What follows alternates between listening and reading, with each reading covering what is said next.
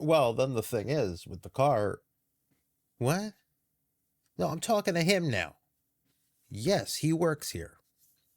I don't know. I brought my car in. The air conditioning wasn't working. Something about oil changing or oil filtering. I don't know that much about cars. Literally nothing. You can have a grilled cheese sandwich come out and tell me you know, what has to be done with my car, and I'd probably believe him. Steve Weiner here from GetRubix.com, and today we're going to take a second look at the remote help in Intune and take a look at some options to elevate. That's a question I get all the time, right? What's the deal with that? And a few other features I didn't show. So hopefully we'll get through this one quick, and then we can get back to some more super interesting things. Grilled cheese sandwich working on my car.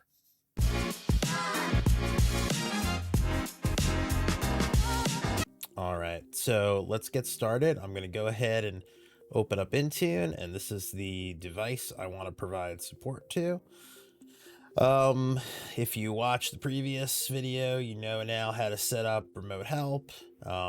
We can even take a look at tenant administration under remote help.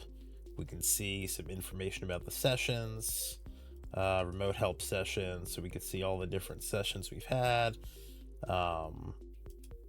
In real time, you can see if there's anything active. We could see that was a session yesterday. Okay, so just, being able to see what's going on. And obviously, the more you do, the more data aggregates here. So that's great. So let me go ahead and look up the device that I want to provide support to.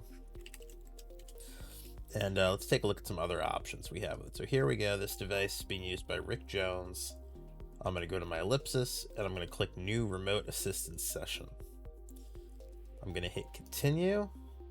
And once the notification hits Rick's device, I can launch that on my end. So on Rick's device here, you can see that we have the notification. I'm going to go allow that remote help. Back here in the console, I'm going to click Launch Remote Help. This will allow Intune to launch my client to connect to. And the cool thing is I don't have to provide a code or anything. So it's just automatic in terms of the way it sets up the session. So there's Rick Jones. He's ready for help. I can either view screen or take control. I am going to take control.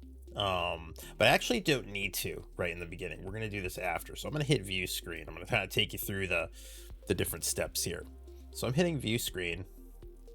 And what's going to happen is back on the client side, Rick gets the message. Steve is asking for you to see your screen. I'm going to hit allow. We'll bounce back. There we go. So now I can see what's going on. I can't really control anything. But if I ask Rick and say, okay, Rick, show me the problem. Rick can come in here and say, okay, well, I'm trying to go ahead and I want to, let's say he's trying to open PowerShell and he's trying to run this as an administrator. Well, I can't see that. He's getting blocked. That's his UAC prompt. Say, okay, well, that's because you're not an admin, Rick, right? So he's going to get blocked. He can't do what he wants. So Rick comes in here, opens PowerShell. He's trying to set execution policy, unrestricted force. Now, of course, Rick's not an admin. He can't do that. Say, why are you trying to do that, Rick? And he shows me, oh, well, I'm trying to install a module. Let's say we're trying to install the burnt toast force, scope, all users. Can't do that. All right, so after talking to Rick, I see he does need this for a project he's working on, so we want to be able to help him out. So, we've been watching Rick take us through this, and now we're like, okay, we have to help Rick. So it's time for us to take control. So I'm going to request control up here. Okay, so now going back to what Rick is seeing here, he's been showing me this whole time. He gets the prompt, Steve is requesting control. I'm going to hit allow. So now I'm going to have control as the admin, and we're going to bounce back here, and now I have control over Rick's screen. Okay, but I'm still not going to be able to elevate or see the UAC. So what I'm going to have to do is I'm going to have to, up here in my toolbar, there's a request UAC option here, right? So this works two different ways. Okay, so now what's going to happen is when Rick, oh, why did I move that? When Rick wants to go ahead and show this, I can see it. Okay. So now I could say, okay, Rick, well, you know what? I'm going to allow you to do this. I'm going to do this with you. I'm going to go ahead and enter my credentials in since I am an admin.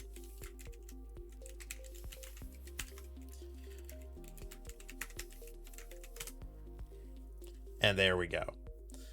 Let's say, okay, Rick, here's what we're going to do. Now go ahead and he can enter in install module, burnt toast, scope, all users, force. And that should work for what Rick wants to do. And there we go. That's all set. Same thing with applications. And I could do this myself, right? I can right click and run as administrator. And I could go ahead and authenticate into that as well.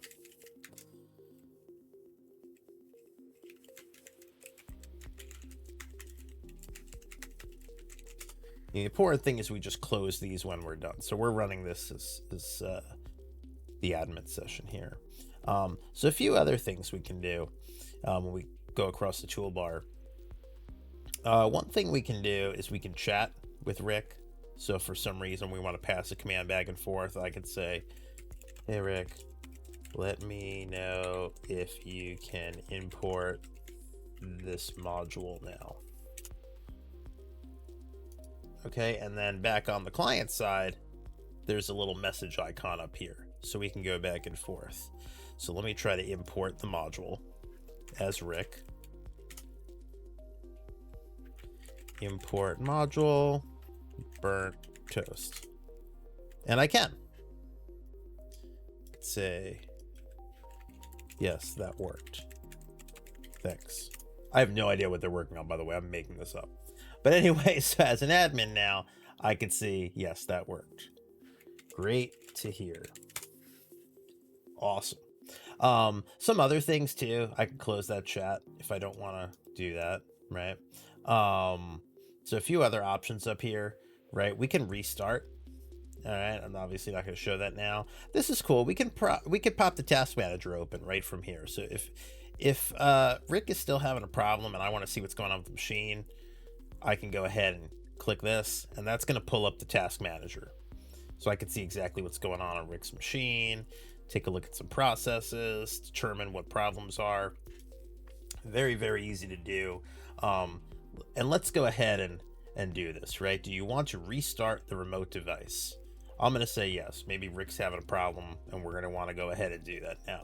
So I'm going to hit restart, and we can see let's go to Rick's side. He's going to see here that the device will be restarted in 22 seconds and the sharing will automatically resume after. I'm just going to hit restart now, just get it over with. And I can see that that's been disabled for now. Now, what's really nice about this is after the restart, the session is going to automatically resume. So if I'm on the phone with Rick, we could just keep chatting. Maybe we're talking about the weather or whatever,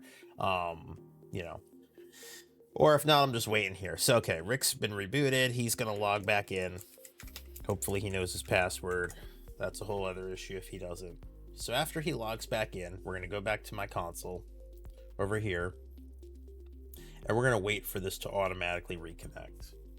Okay, now just to show you what's happening on the client, the machine rebooted and remote help automatically started up, and it's reestablishing the connection. Okay, so it looks like the session is connecting on the client. I got the banner that screen sharing's on. Let's go back to the console, and I am back up. I can request control again and, keep helping from there. This looks a little, can't see the whole thing. There we go. I could check to make sure everything's okay. Again, we can chat that up. I could say, what are we doing here? Oh, hit the wrong one. Say, everything work now? Okay, and then Rick can just, all good. Thanks for the help. So you can see full functionality built in. I can elevate for certain things. If I'm not using the privilege management, I could just do that for the user. I can take control of the PC. I can remotely start a reboot, and then it'll automatically reconnect after the fact within a few minutes. All right, until next time.